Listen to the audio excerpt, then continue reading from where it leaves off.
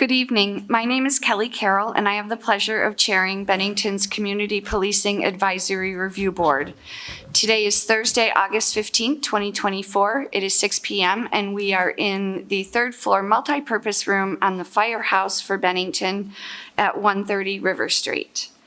I'm going to ask my other board members to introduce themselves, and I'm going to start with our newest board member, and I'm going to ask him also to just speak for a moment on why he put his name in for CPARB. So, turn it over here. My name is Scott Frost. I live on Gypsy Lane in Bennington, and I became interested in CPARB because I'm interested in finding ways to help retain police officers on our police force and encourage community policing. I really enjoyed meeting the CPARB members, and I hope to be a part that can help. Thank you. Kate Cost. Vicki Lamprin. Lindsay Brillian. We also have with us this evening Jean Connor, who is our new Select Board Liaison, and we have Jonah Spivak, who's Bennington's Town Communications Coordinator, and we have Jim Vyers from Cat TV, so thank you. And then the first thing up is the vision statement, and to read that, I'm looking for my copy of it.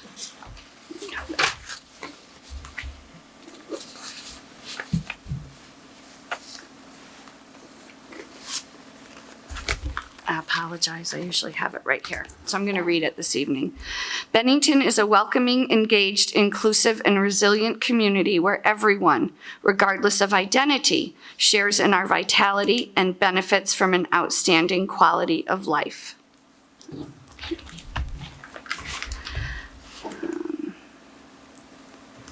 Next, we have the consent agenda, which consists of the July meeting minutes. So for purpose of discussion, can I get a motion to accept and discuss? I move to accept and discuss. Can I get a second? I'll second. Okay. All right. So next is the minutes. So the minutes for the July meeting were just distributed in advance for discussion today. Are there any changes to the minutes? I have one change to the minutes. On line 103 of the minutes, it says that there are 7 unique principles, but there are only 6 listed. The 7th principle is actually been put into the sentence that describes where they're from, so I apologize for that. It should be just to engage the community. There should be efforts to engage the community. Okay, so noted. Are there any other changes to the minutes? Okay. Can I get a motion to accept the amended minutes? Make a motion to accept the amended minutes. Can I get a second? I second. All those in favor? Aye. Aye. Opposed? Abstains. So carried. Public comment, no one had filled out. Was there anyone that didn't sign up that would like to? Okay. Welcome. Hi, I'm Trudes Isselhart from Bennington, and I have something I'd like to share. For about a year now, I've been getting weekly emailed newsletters from Weave, the Social Fabric Project, which calls it, that is a weekly resource on how to weave our communities and restore social trust.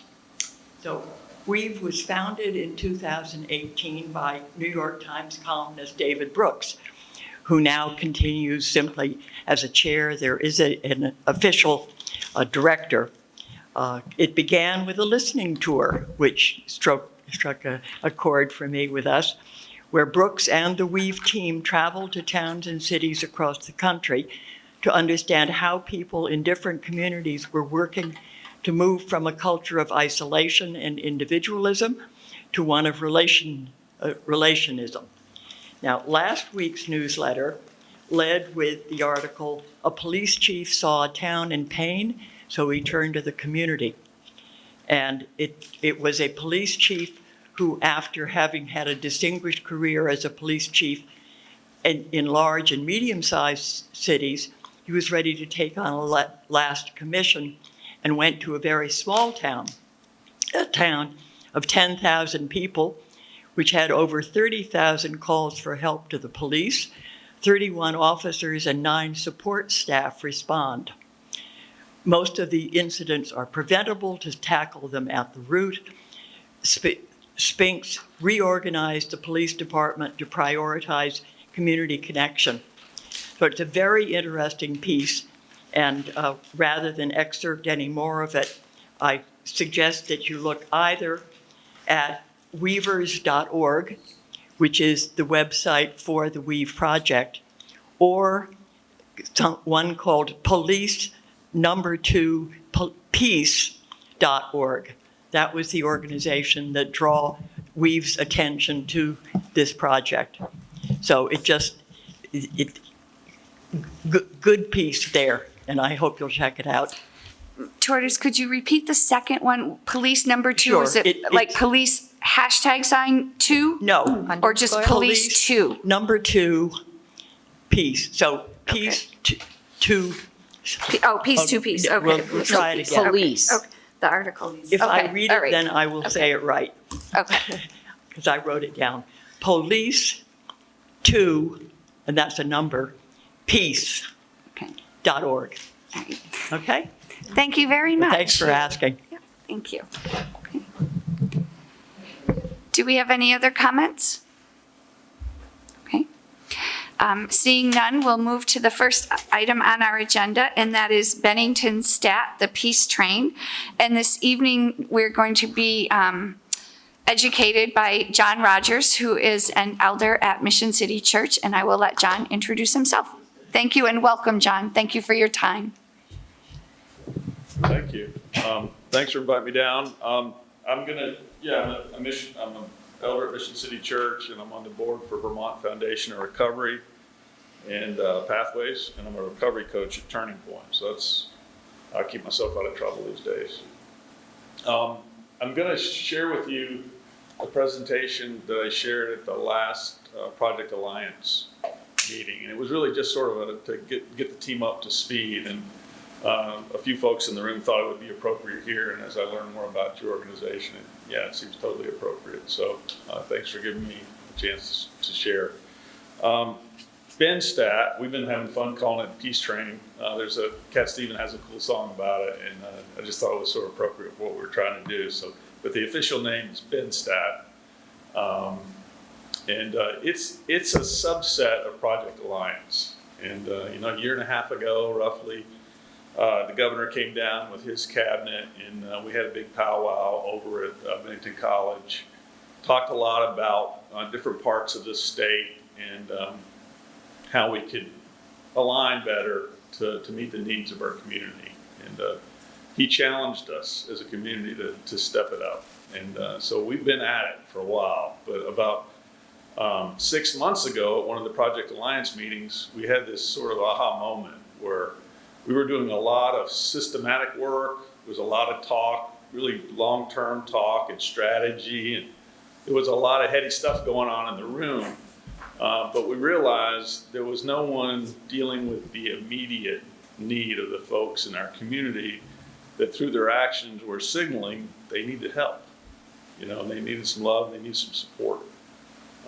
So in that meeting, we said, we really should parse this into 2 parts. There should be dealing with immediate needs, and there should be a task force formed to do that. And then we should also continue to work on root cause stuff, systematic stuff that could take us a really long time, that ultimately will pay off. But let's break up into 2 groups, one more immediate, which is what BenStat is, and then one more long-term systematic. So that's how this evolved. About 5 months ago, 6 months ago, we realized that. So I volunteered I have no experience with police work. I just volunteered to work alongside Cam Grandy and his team to come up with a process and get the right folks in the room to to really get out in the community and meet the need of folks that need support. So that's what BenStat is. So here's a few slides. I'm just going to share what we share in the meeting. Obviously can't share everything, but I'll give you a sense for what we're doing there and how we think we hope it's going to help. So is that good? Make sense? So our meeting starts off with, because we're so new, again, we've only had 4 meetings now. We meet once a month. And we start off by just reminding ourselves of, okay, what are we doing here? You know, so we have our, like you read your mission statement, we have a vision and process reminder. We start our meeting there to make sure we're keeping our eyes on the prize. And then after that, we go into meeting notes. Very specific notes are taken at each meeting because we're trying to have a very outreach oriented group of folks with high accountability and high collaboration. So we're identifying folks that need support, social service support, and we're identifying what actions need to be taken, and we're holding ourselves accountable so that folks don't slip through or get passed from one place to another, where we're really trying to do a comprehensive care plan around something. So they're very specific notes. We look at some aggregate performance trends so we understand if the actions we're taking are moving the needle at all. And then we specifically talk about high priority individuals and high priority locations in our community that warrant attention. We don't, we're very careful about people's privacy. So we don't really talk too much in detail about any individual that's showing up in the police database until we get a release signed. But we do identify, like, this person's actions are crying out for support.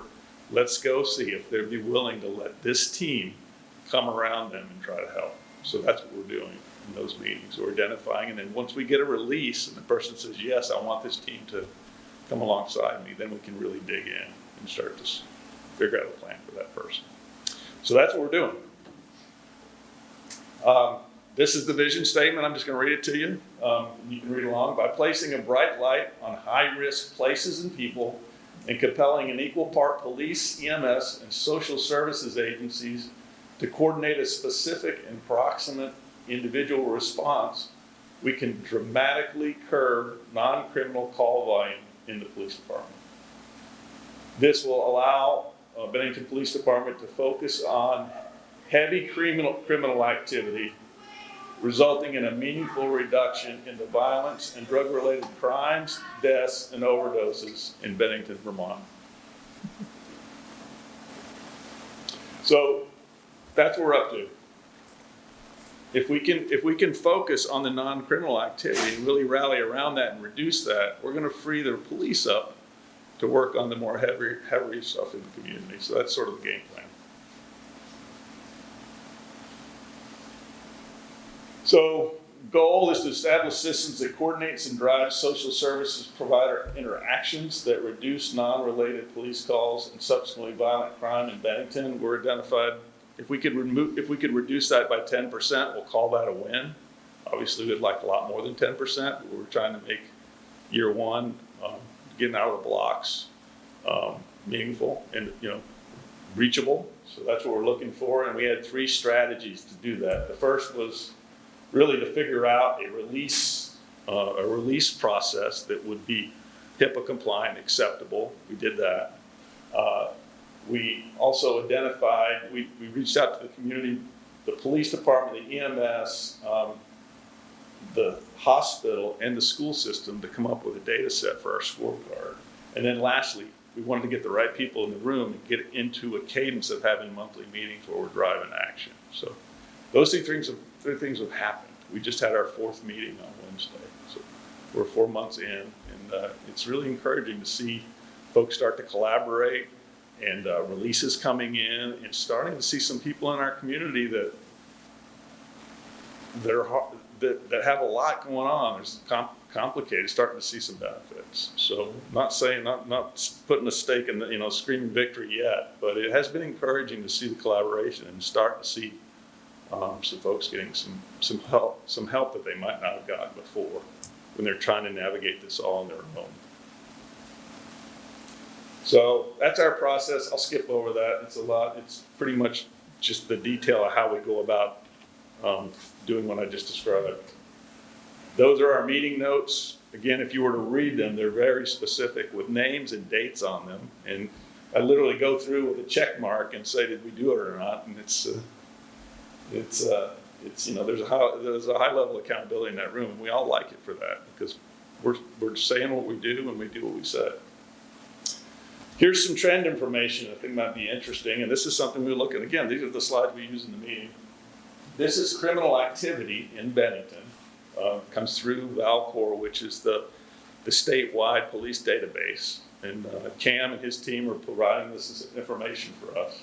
And if you look at the line graph on the left, I think it's the y-axis, that's the number of calls we got. Along the bottom, it's by month. So the blue line is 2022, the orange line is 2023, and the gray line here is each month for 2024.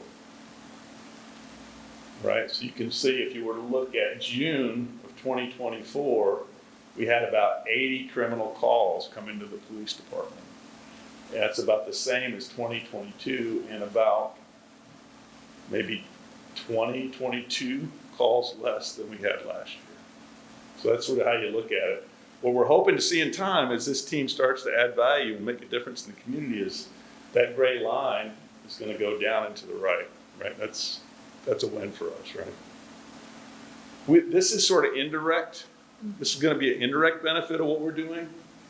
This next slide, this is really our scorecard. So it's not the non-criminal activity. If you look at that axis on the left, look at the change in the scale.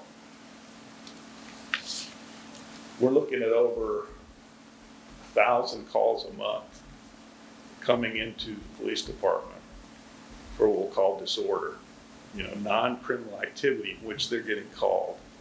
That's a lot. When we talk to CRG, which is sort of a state consultancy that talks with all the different organizations, all the different police departments in the state, they're telling us this is the highest non-criminal, what they call disorder data of any area in the state. So Bennington Police Department's covering a lot of ground. And so we're hoping that our little group will help, again, take that gray bar down to the right. Not only are we hoping to help the police department focus more on the criminal activity, reduce this, but all those people that are causing this, we're hoping to come alongside them much better, serve them much better. That's a real win. So what else I've got? Some truancy information from the school system, which is really handy because we think that is correlated. We've got information coming from the hospital as well. Won't get into all of that, but we're also watching what's happening in the emergency department. We believe that's correlated. And then, like I said, we're focusing, our meetings then go in, it's very confidential, but we're focusing on parts of town where there's a lot of call activity, trying to figure out how can we serve those people in those locations. And then we actually look at names and we look at the frequency of calls, and those are the people we go after for releases and try to support. One of the latest charts we're looking at, I think is going to be really helpful, is this, again, this is just sort of an example, there's not real data in here, but it's what I call a frequency chart. So we'll look back over a year and a half, 2 years of time. We'll look at the non-criminal activity by each individual that's got a lot of activity. And what we'll do is we'll focus on the ones that have the most activity, the most recent. So we'll start there. Those folks are calling out for help. We're gonna concentrate there. So almost like triage, you know, you start there. That's the most urgent. And as we come alongside those folks, like person B of these two would be the first one we focus on. Once we've addressed and supported person B, then we would go look at person A, because their activity is not as much and it's a little bit further off. So it's going to be some really good information. In fact, we had this report filled out in Wednesday's meeting, and it was really cool to see, like, okay, these 5 people, this is the one we need to serve first. And that's pretty much what we're doing. That's BNSTAT, and we're optimistic, still early, but we're getting traction. That's what we're up to. John, thank you so much for coming and speaking on that this evening. I know I was fortunate enough to see what you've done last month when you were talking with Project Alliance, and it's really nice to hear that for the community to see the good work that you're doing. So thank you, and the group. Yeah. Thanks for having us. Yeah. I just have one question. Sure. Are there any issues around confidentiality or HIPAA that you've run into? Absolutely. Well, I'm gonna, Yeah. how do you, that's what I Yeah. thought. Yeah, it took You us- didn't mention that, I and, thought I did, but yeah. yeah, Yeah. just because they can get really tricky, messy. Yeah, it took us, before we had our first meeting, it took us several weeks talking with all the agencies and figuring out how do we navigate that to make sure that we're in compliance.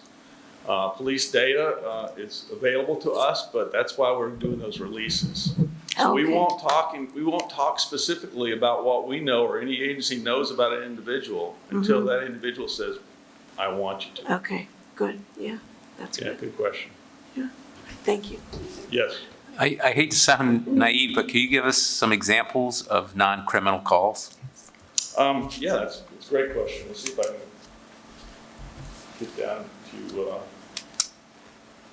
there it is. So on the left, you see non-criminal call activity. There's a lot of variables in the police database, right? So we parse them into 2 groups. So alcohol offenses, agency assist, that's when the police have to come out and help someone.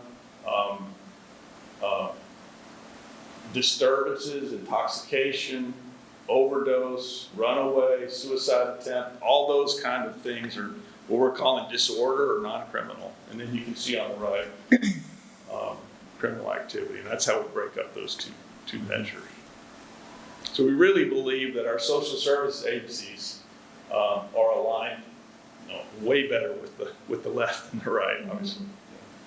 But that's where we're focused. I have a question. So I have a really hard time with alphabet soup, and I don't remember. What is CRG? CRG, Crime Research Group, and they're commissioned by the state, and there's some pretty heavy-duty data wonks, if you will, that get in there and do this data analysis, data engineering, actually. And they're coming alongside Bennington Police Department with some consulting, and they're also working with Brattleboro. They're working with several other police forces in the state. So they're sort of a little mini think tank consultancy. I forgot to mention, but BNSTAT and Project Alliance is, we're making good progress, but we're not the only place in the state where this is happening, right? So it started off years ago with Project Vision in Rutland, and they have some evidence. They've shown how they've been able to really help the community there, doing something very similar to what we're doing here. Jim Baker was hired by the governor to come in and sort of give us advice and help guide us. But he's also doing work in Springfield. He's also doing work in Brattleboro. He's doing work in several areas in the state, trying to form the same thing. I think we're doing a pretty good job out in front of it, but there's other parts of the state trying to do the same thing and try to model the same success that we saw in Rutland. So yeah, I forgot to mention that. Any other questions? Well, I'm part of this meeting, so I don't have that many questions for clarification. John, do you want to share with us maybe how the high-frequency locations, I don't know if it directly came out of Project Alliance or this group, how it has led to some outreach events, like the West? Yeah, it's been great. I mean, Cam and his analysts come to the room.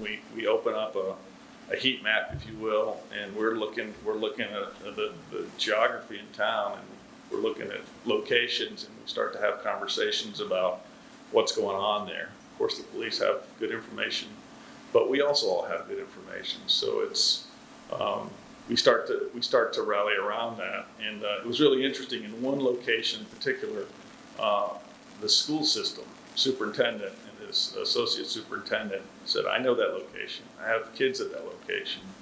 I know the parents to some degree. Can we all come together there?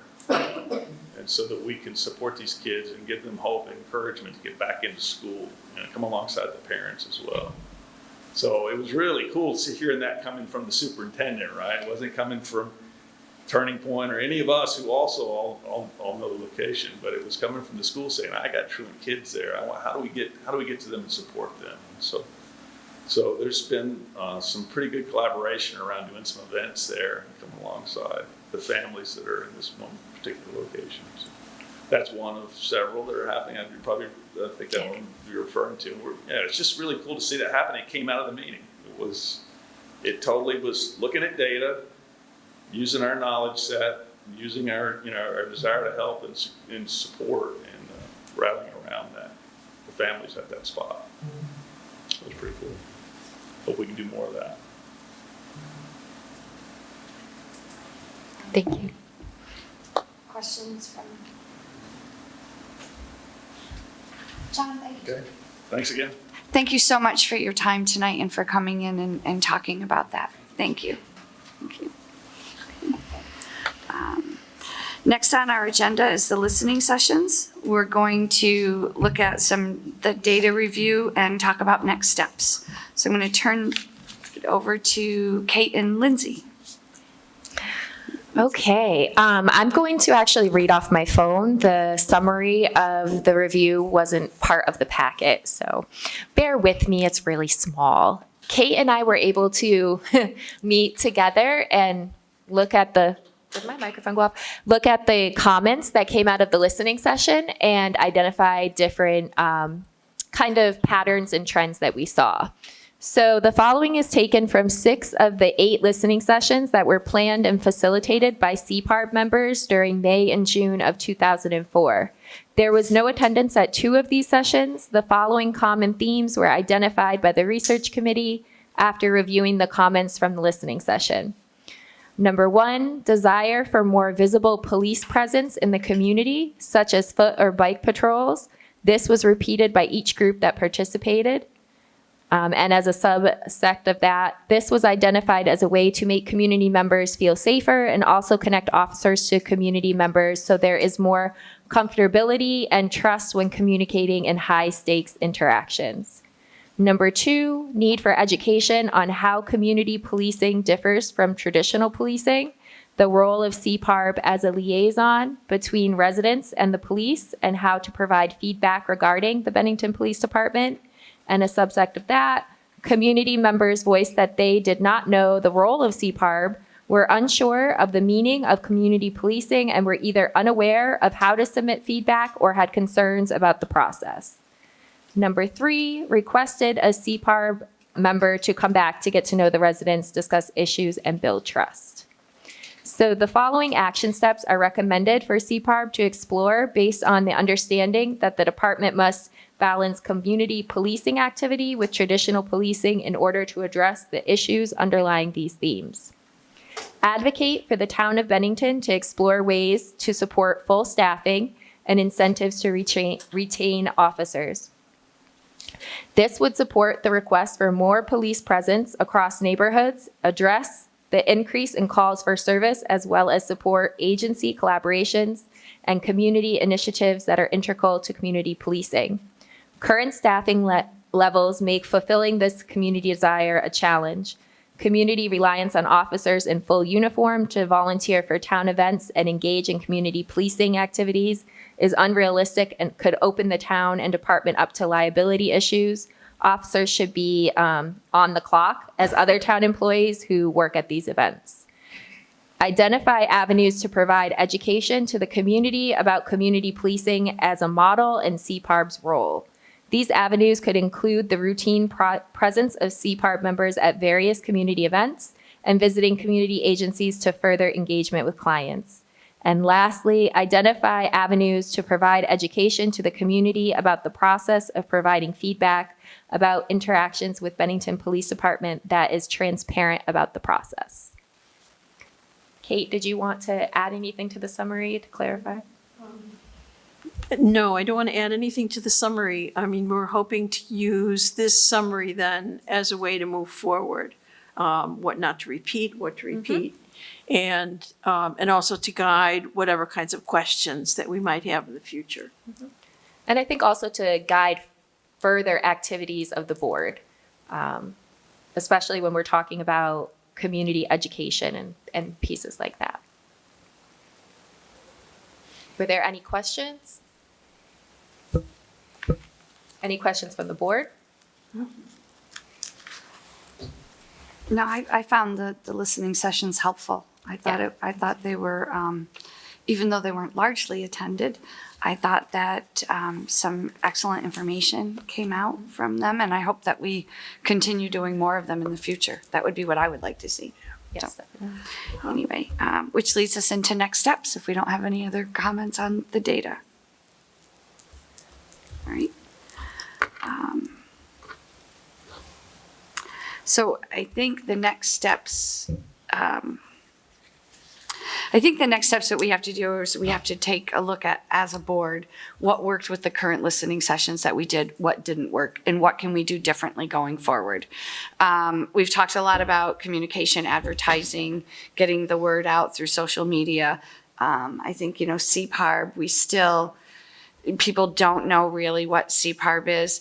But I think the thing that I found really, really, I don't want to say surprising, but awakening was people really didn't even know what community policing is. And from everything from just trying to guess what it is to being like, I don't know what it is, to community policing is policing the community and going around in circles. So I think some of our next steps, would be education on community policing, which is coincidentally up on the agenda next. But I think that getting out into the community, and as opposed to expecting people to come in here, has a lot of value. And like I said, I would like to do, some more of them out in the community.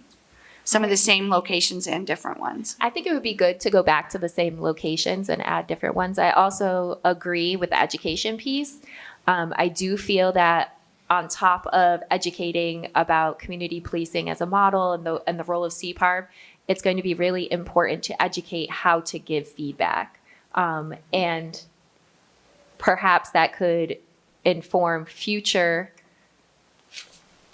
board discussions on different ways that communities receive complaints or compliments to their police department.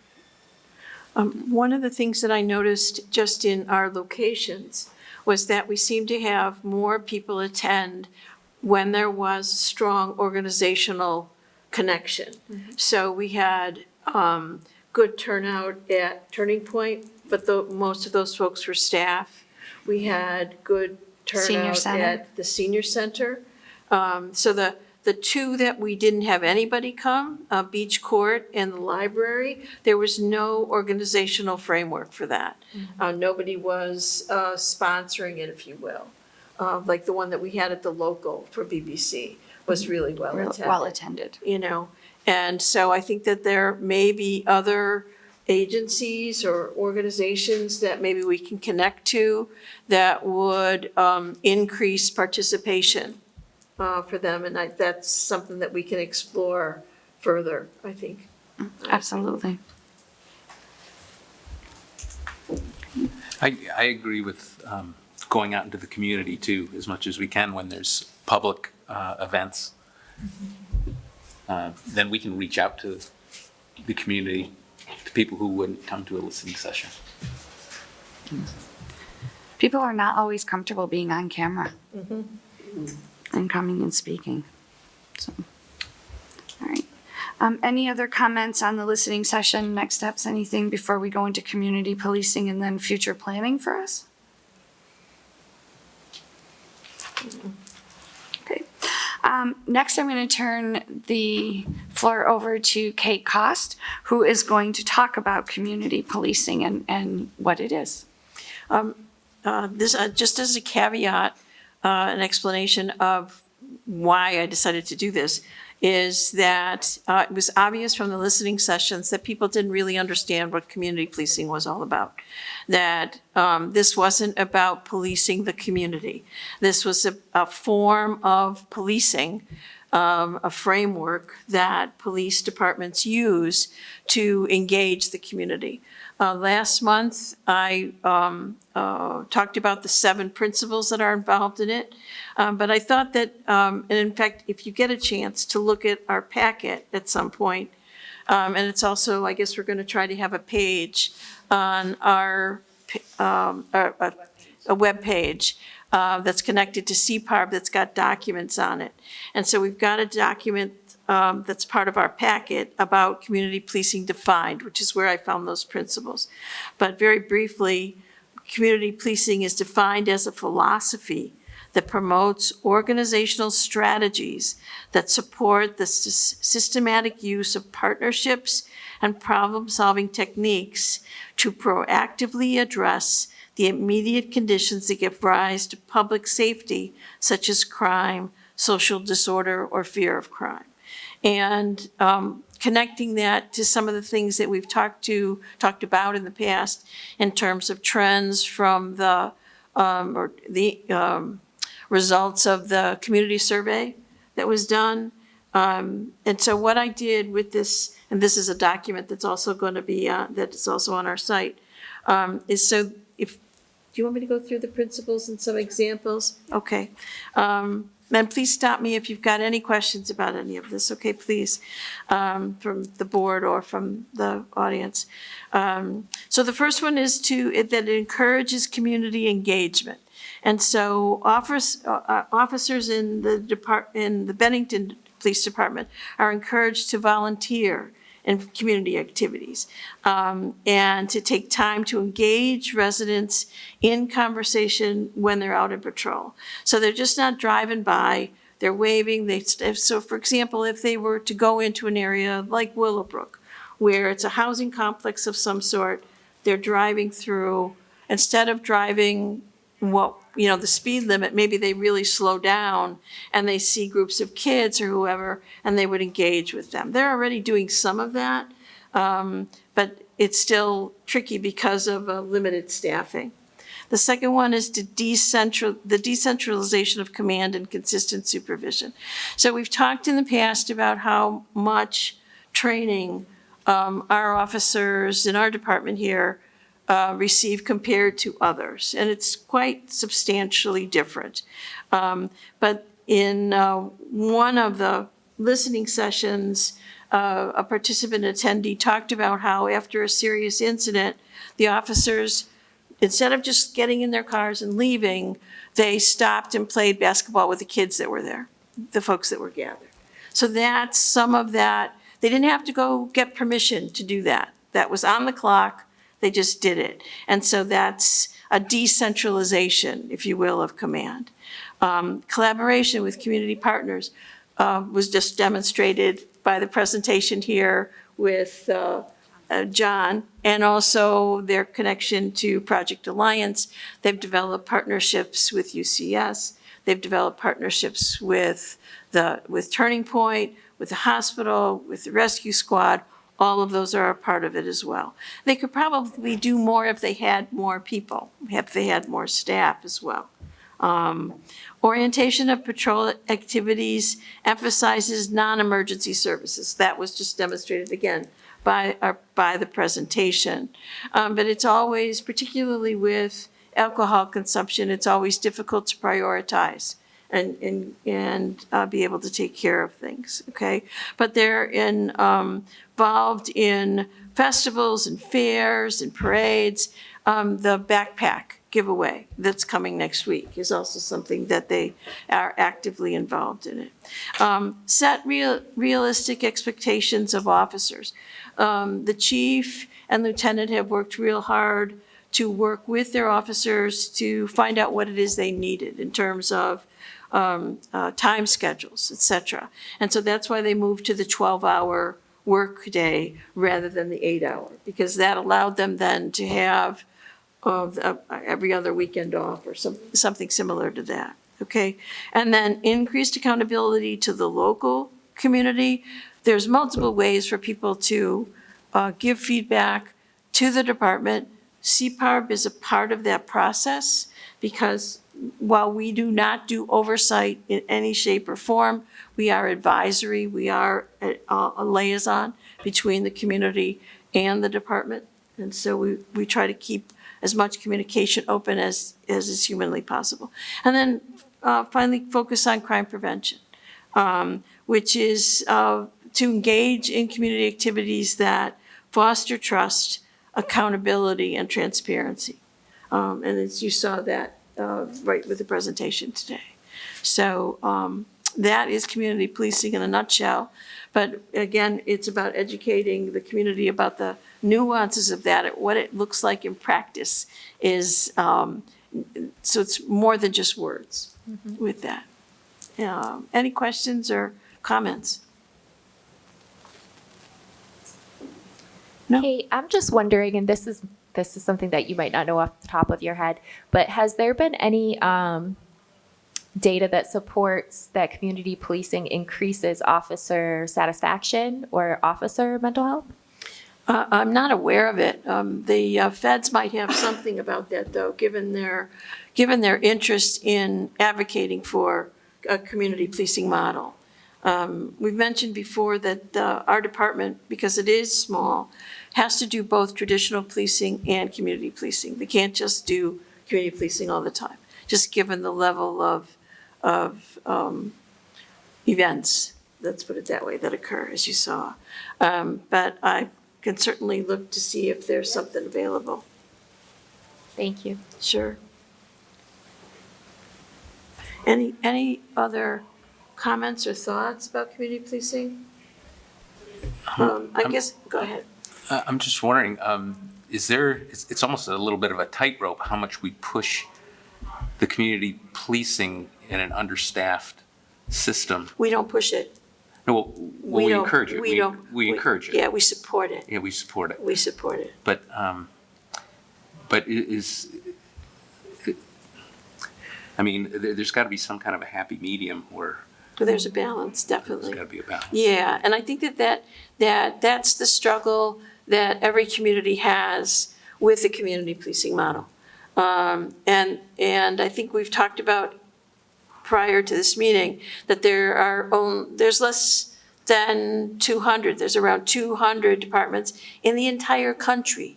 So there's thousands of police departments in the country. There's only around 200 that do community policing because it's a real challenge.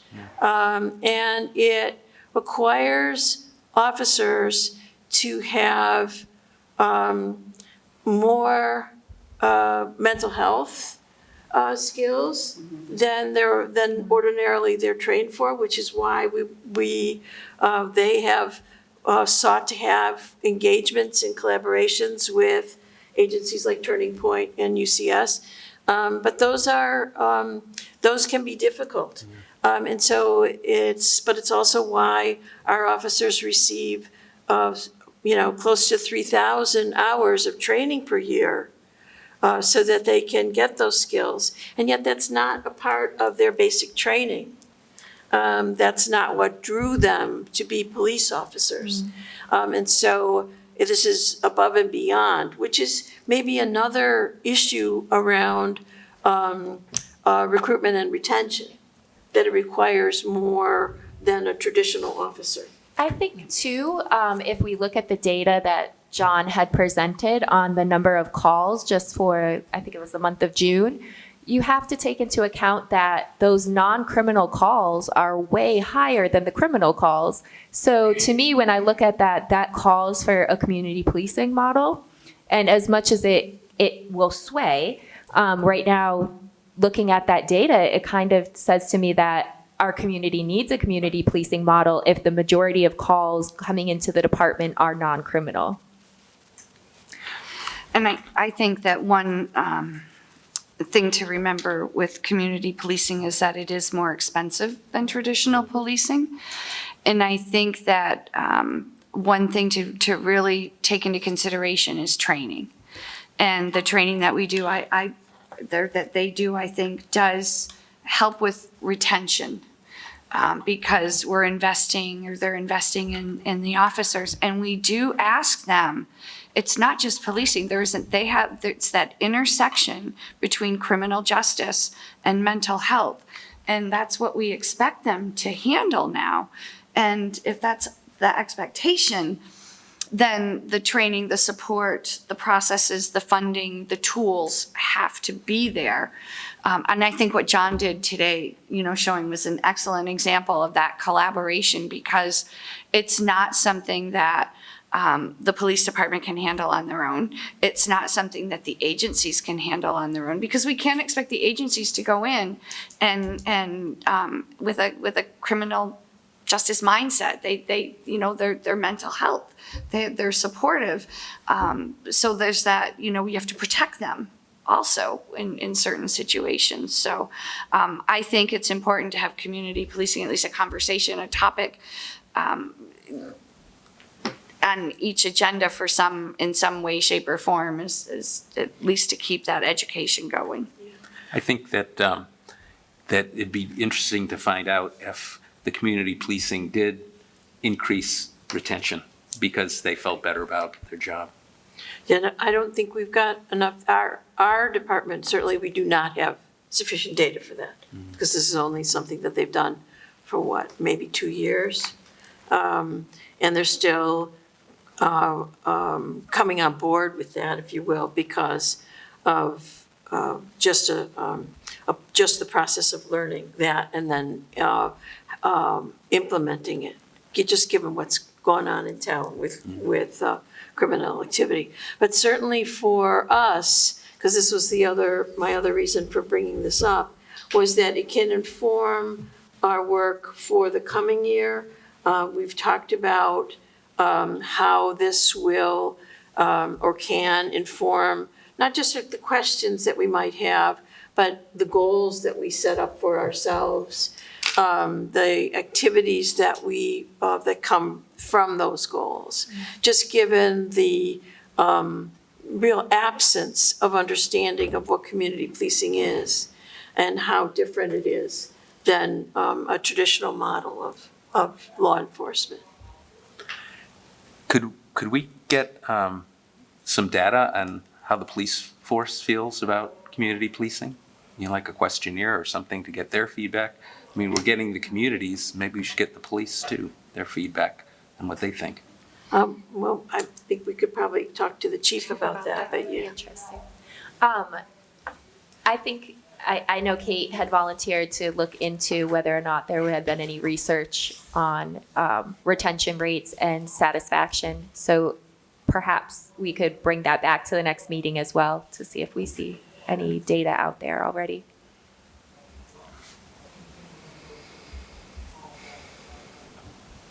Any other thoughts or comments, questions from the board or from the audience? Tortoise, yeah.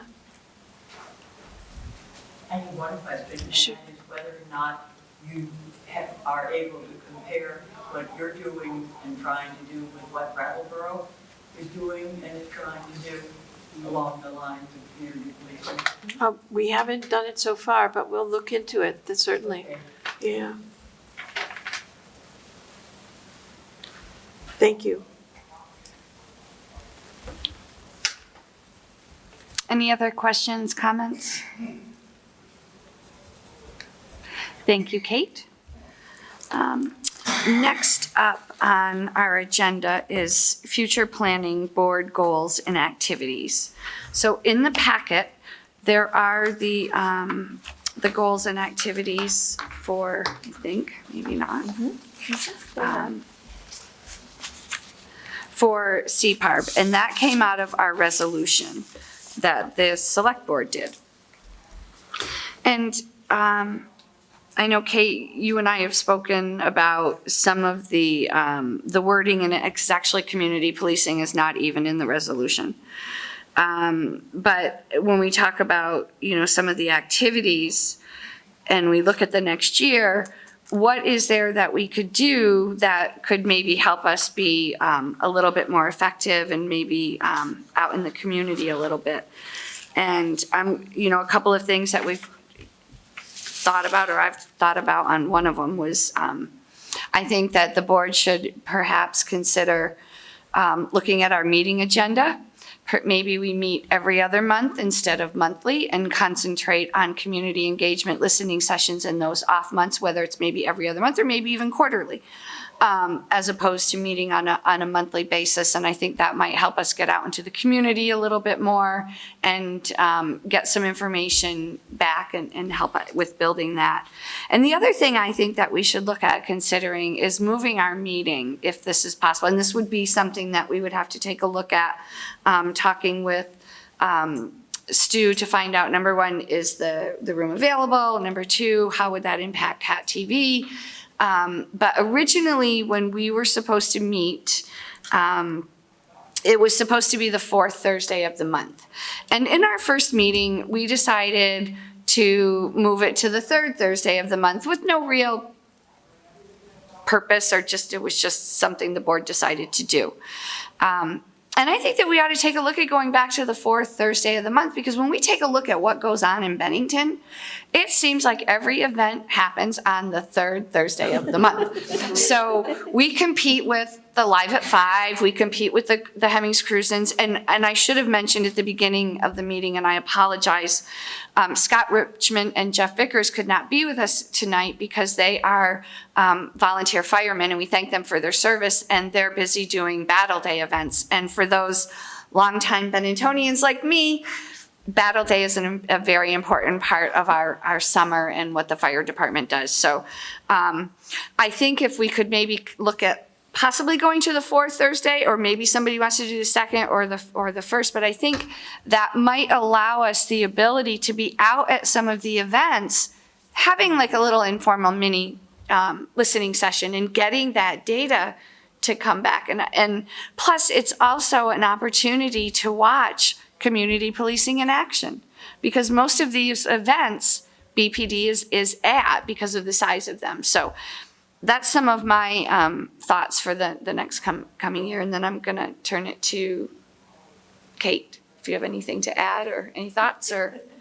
No, I think that's a great idea. I mean, I think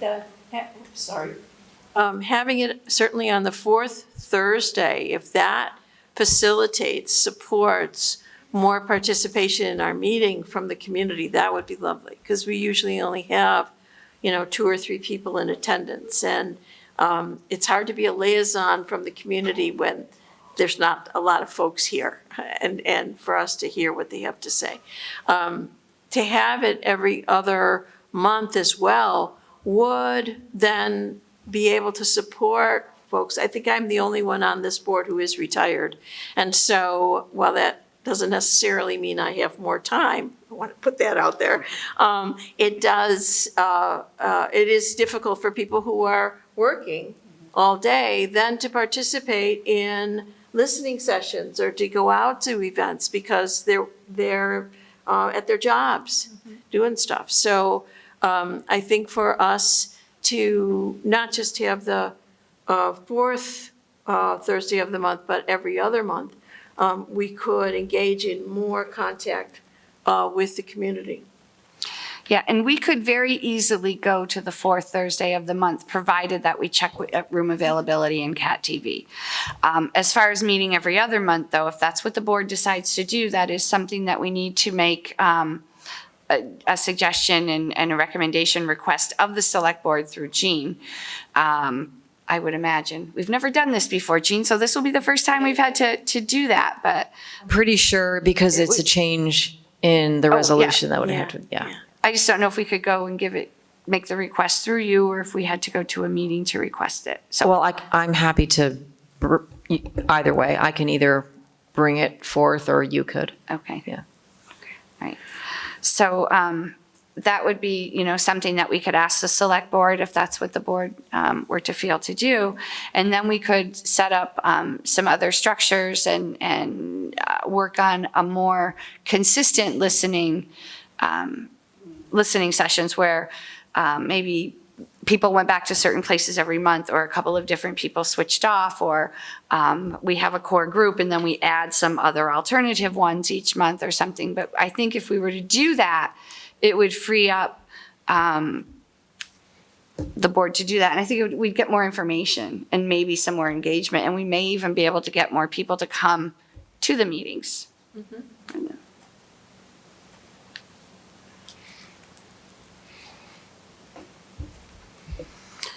Any other thoughts on future planning?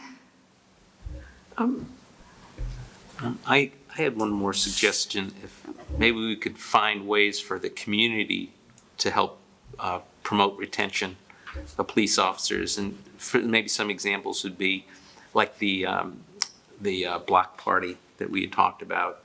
And I don't know if it's possible to encourage neighborhood watches in collaboration with the Bennington Police Department, and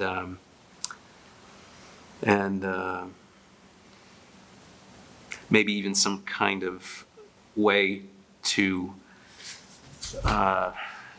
deliver, in the name of the Bennington Police Department, food from Gibbicks to some of the homeless communities, the homeless encampments. I think one of the things that comes up for us is that the CPARB goals need to be consistent with the overall sort of charge that we have. And I think those are great activities. I'm not sure they're goals. Because one of the things that we've talked about is that, for example, the analysis of townwide safety data, we've done that with a focus on equity and area of need. That we have not done. And I think that is maybe beyond the capacity of this committee and more in line with what John is doing, with what his group is doing. Kate, I do think, though, that if we could get access to some of the heat maps, we might be able to review them in a different light than social service agencies. Sure. It also would be interesting if we could use that type of data in listening sessions. I would love to hear feedback from different areas of the community. If we went out and said, this is the heat map of your town, these are the places that are experiencing high call value, what is your feedback? Like, I think that would be interesting, and that might fit in with that goal.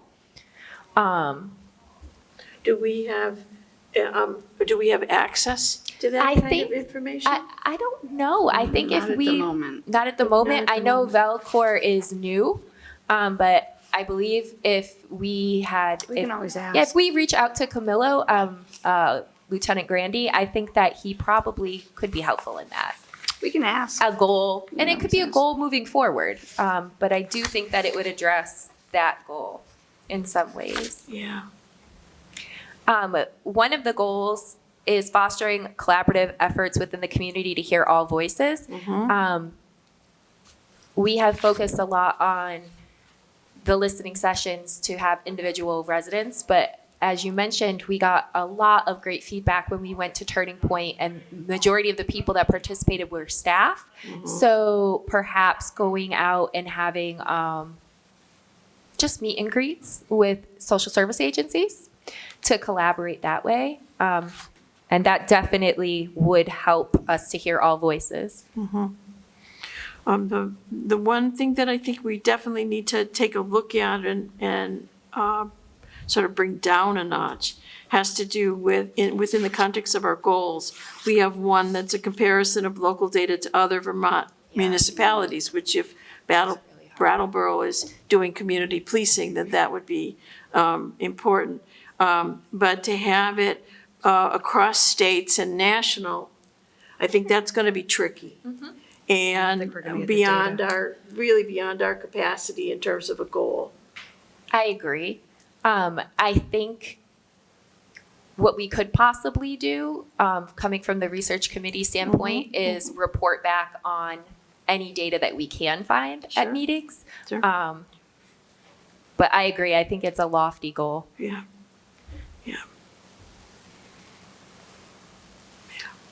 I think that we just need to sort of sit down and parse out the way our goals and activities are framed because a lot of them speak to data analysis, data collection. And as an advisory board, it's not clear to me that's what our purpose is, to spend. And I also don't think that as a group of 7 individuals, we really have the expertise to do a lot of that. Last time I checked, none of us were statisticians. And, yeah, and I don't know that we want to be, to be perfectly honest. So we just need to take a look at those and maybe come back with a draft of different framing of our goals and activities, and then present them to the select board so that they could take a look at that to make sure that we're in compliance, if you will, what the select board, would that work for you? Would that work for the select board? I would imagine so. We would love to hear from you Okay. about anything you have to report, but if it's a substantial change, then I think that, that's Yeah. something that would have to be revoted on. Yeah. Yeah. In terms of what we have read in terms of our charge is that we need to give the select board an annual summary or report. And so maybe we can pull this all Roll it into together for that, that. Thank you.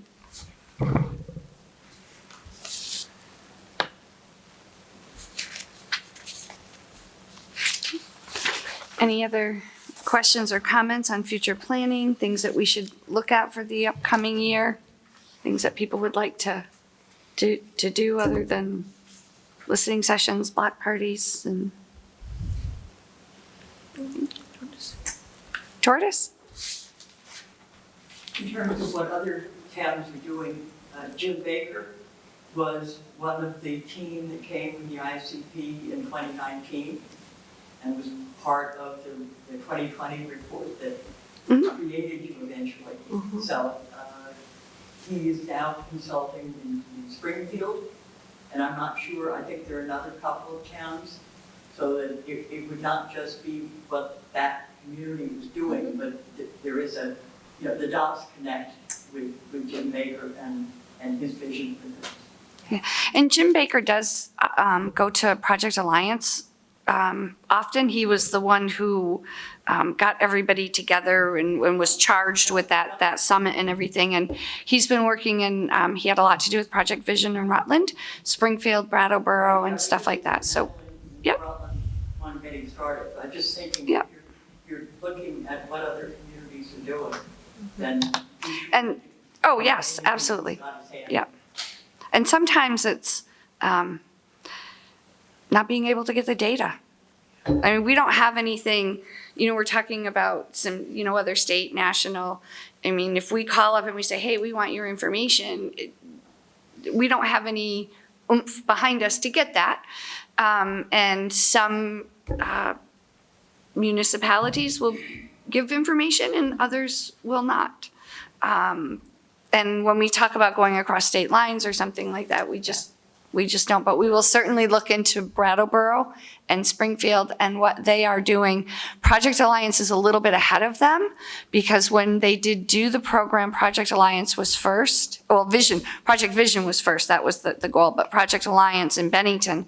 And then after Bennington, I want to say just embraced it from, the leadership and the agencies and everyone. Then they went and they took it to, I think Springfield was next and then Brattleboro, but we can definitely look and see what we can get in It does in seem that. like it's sort of the circular, like, you exist because you were, charged by the select board, as opposed to having, grassroots that this is what you saw needed to be done. So, you're both trying to fulfill what your charge might be, but not forgetting the people that you're trying to benefit. So, good to work on. Thank you. Any other comments? All right, so I will check with on room availability for the fourth Thursday. And I will find out the process for finding out with Cat TV. I would imagine I have to go through Stu or Jean on that. And then if that is good, then we'll put that on the September agenda. So the September meeting will stay the same, but then we'll look at going to the fourth Thursday of the month starting in October, possibly, if the board decides to do that. The rest of it, once we get a draft of, we'll work on getting that approved by the board, and then we will give it to Jean to present to the select board and see about going every other month if the board decides to do that next month. Sound like a plan? Okay. Anything else with board goals and activities and?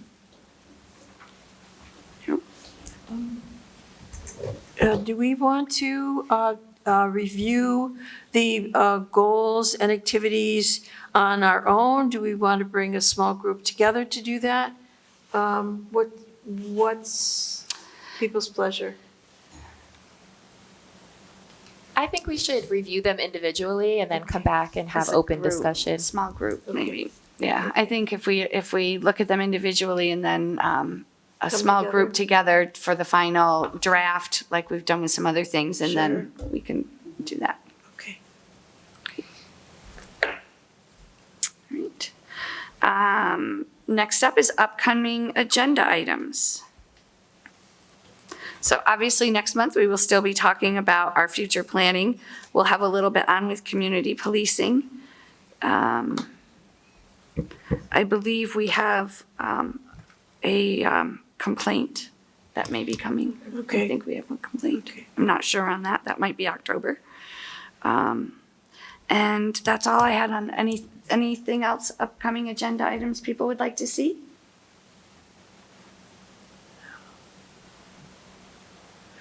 The only other thing would be, in terms of future planning, if we want to think about doing more listening sessions, maybe we could start to think about who we contact and the time frame for that.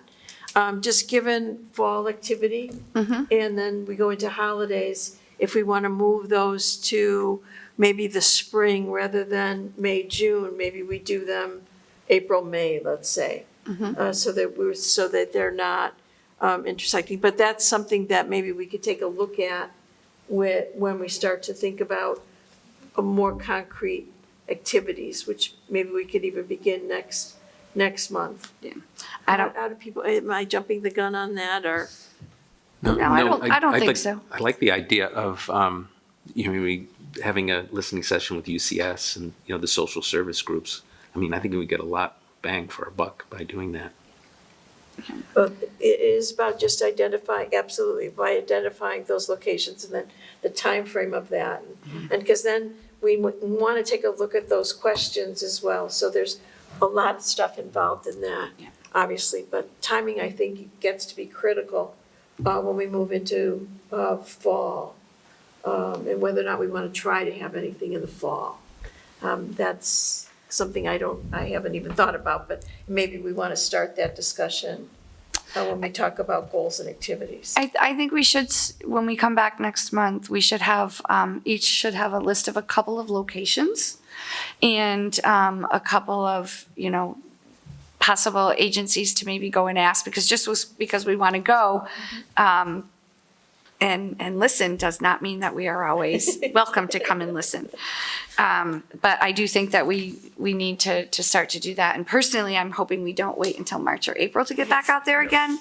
But I do realize that some of them are, there's some busy seasons, school starting back up, and then we get into, the holidays, and then we get sometimes snowbound, and it makes it harder. But I do hope that we can move it along a little bit sooner than that, even if they are a couple of informal ones. If I could just jump in as a reminder for the community cafe, Lorraine had said, you have got to consistently come back week after week to develop trust with these folks. I had a really good experience last weekend there. Oh, nice. And it was wonderful. So instead of, what I did was I inserted myself at tables and I had lunch with people. So I was able to sit on a face-to-face, I am your peer, and the interaction was phenomenal. So I would really, really like to see us go back to Community Cafe soon. I think that's excellent. I just had 2 points. When we're thinking about fall activities, I want to put it out there that we perhaps should think about participating in the trunk or treat that happens, I think, again, probably this year at Coggins. They have a massive turnout. It would be a great time for us to engage with families. And the second point is if we do that, I think that it would be important to have some type of print material, especially to educate about what CPARB is, what community policing is, and then how to give feedback. Something simple. I don't know if Jonah could help us with that, but something tangible to hand in someone's hand. And they give us candy to hand out, so everyone loves candy. Do you want to reach out to Jonah and see if he can give us a handout for that? Yeah, something really simple, so Yeah. they'll want to read it. And can you see if you can find out dates on trunk or treat? Okay. I would assume October. Yeah. But they have a lot of them. I mean, there's probably like 3 or 4 trunk or treats that go on Yeah, the around one town. at Coggins is pretty big. Big, yeah. They also do one down in the Bennington Station parking lot, People's Park, whatever, Rotary Park. So, okay. Anything else on upcoming agenda items? Next is announcements. The backpack giveaway is next Tuesday, August 20th, from 4 to 7 at Lower Willow. I would encourage people to attend that. It's a great community event. Some of the members of CPARB will be there. I know I'm going to be out of town. I missed it, but gone the last couple of years. And just the smiles on the children's faces when they're getting the backpacks, and they've got the bouncy house and stuff. It's really a great event, and I would encourage anyone to go. And that's the only announcement that I had. Anyone else?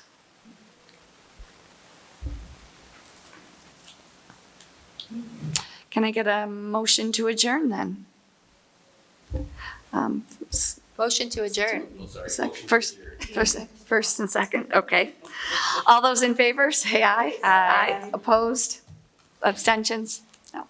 Our next meeting will be Thursday, September 19th at 6 p.m. in the 3rd floor multipurpose room of the Bennington Firehouse located at 130 River Street. Thank you very much and have a great day.